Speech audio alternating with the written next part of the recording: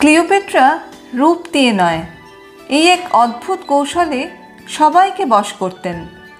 সৌন্দর্য নয়, বুদ্ধি নয়, শুধু একটা মনস্তাত্ত্বিক কৌশল দিয়ে সাম্রাজ্যের সবচেয়ে ক্ষমতাশালী পুরুষদের মনে ঢুকে পড়েছিলেন তিনি। সমস্যাটা কোথায়?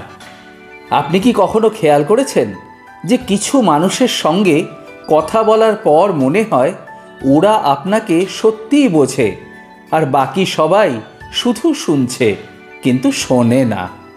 আপনি অফিসে ভালো কাজ করেন কিন্তু ম্যানেজার অন্যজনকে বেশি পছন্দ করেন। পার্টিতে গেলে একজন সবার মনোযোগ টেনে নেয় আর আপনি কোণে দাঁড়িয়ে কফি খান।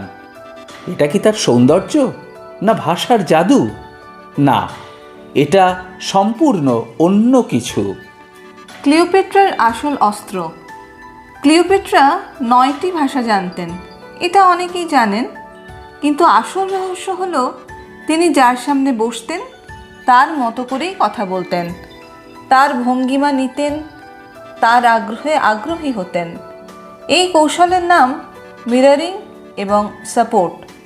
সহজ ভাষায় বললে, আপনি যদি কারো সামনে বসে তার মতো হয়ে যেতে পারেন, তাহলে সে ভাবে, আরে এই মানুষটা তো একদম আমার মতো।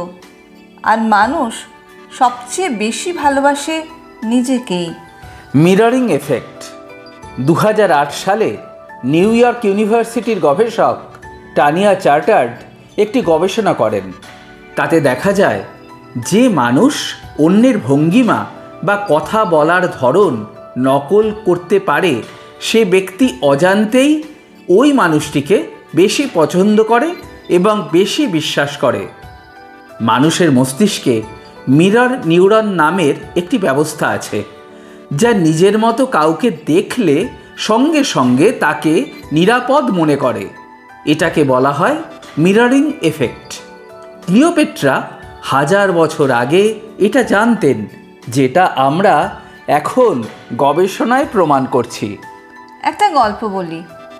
ধরুন আপনার নাম রাহুল, অফিসে নতুন ক্লায়েন্ট এসেছে।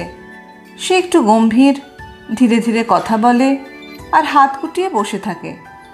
আপনি গিয়ে হাসি মুখে দ্রুত কথা বললেন।